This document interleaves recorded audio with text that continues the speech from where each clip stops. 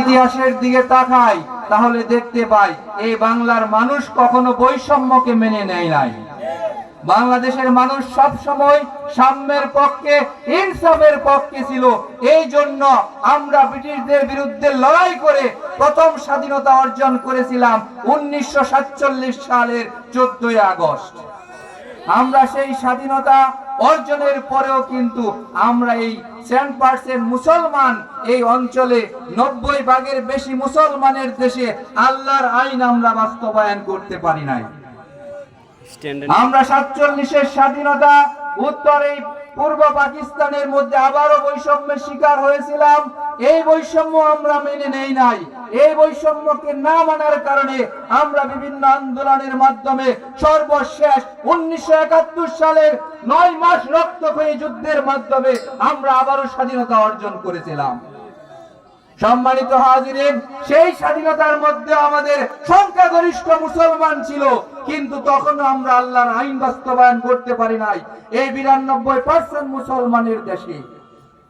তো সেই স্বাধীনতার পরে আমরা বিভিন্ন প্রকার বৈষম্যের শিকার হয়েছি, যার কারণে একটা রাষ্ট্রকে বারবার স্বাধীনতার জন্য সংগ্রাম করতে হচ্ছে। কিন্তু সেই স্বাধীনতা বারবার সংগ্রাম করার পরেও আজকে 5 আগস্ট যে স্বাধীনতা আমরা পেলাম, এই স্বাধীনতার পরে কি আমরা এই জমিনে আল্লাহর দ্বীন প্রতিষ্ঠিত করতে পেরেছি? কেন হয় নাই বলবেন একটু? যে এই দেশে 92% মুসলমান, প্রত্যেকেই চায় এ দেশে কোরআনের আইন বাস্তবায়িত হোক, কিন্তু কেন হচ্ছে না? আমরা 47-এ স্বাধীন হয়ে পারি নাই, 71-এ স্বাধীন হয়ে পারি নাই, এখন 2024 সাল, এখন স্বাধীনতার পরেও আমরা বাংলাদেশে কোরআনের আইনের কোন রূপরেখা দেখতে পাচ্ছি না। এর একটা মাত্র কারণ, আমরা মুখ দিয়ে বলি আমরা ইসলামের পক্ষে, কাজের সময় আসলে আমরা পক্ষে থাকি না। আমরা বিক্রি হয়ে যাই 1 কাপ চায়ের কাছে, 1 প্যাকেট বিড়ির কাছে।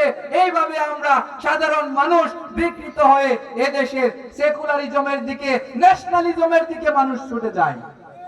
তো আমরা সেই মানুষদেরকে এই কথা বোঝাতে চাই, আমরা সকলেই মুসলিম। আমাদের কথা হচ্ছে এক আল্লাহর দাসত্ব গ্রহণ করতে হবে এবং রাসূল সাল্লাল্লাহু আলাইহি সাল্লামের আনুগত্য গ্রহণের মাধ্যমে আমরা এই 56,000 বর্গ মাইলের বাংলাদেশের মধ্যে কালিমার পতাকাকে উড্ডীত করতে চাই ইনশাআল্লাহ। সেই জন্য বাংলাদেশে কালিমার পতাকা উড্ডীন করার জন্য বাংলাদেশ জামাত ইসলামী কাজ করে যাচ্ছে। আর বাংলাদেশ জামাত ইসলামীর সাথে আপনারা এসে কাজ করুন, বাংলাদেশ জামাত ইসলামী সম্পর্কে জানুন, কারণ বাংলাদেশ জামাত ইসলামী চাই আল্লাহর আইন, সৎ লোকের শাসন, যার দ্বারা কেবলমাত্র একমাত্র মানুষের শান্তি পাওয়া সম্ভব। কারণ পৃথিবীতে অন্য কোন তন্ত্র দিয়ে এদেশে শান্তি বাস্তবায়ন করা সম্ভব হবে না।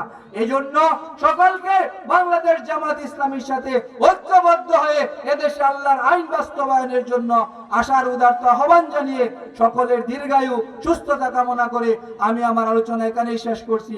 ওমা আলাইনা ইল্লাল বালাগ। আসসালামু আলাইকুম ওয়া রাহমাতুল্লাহ।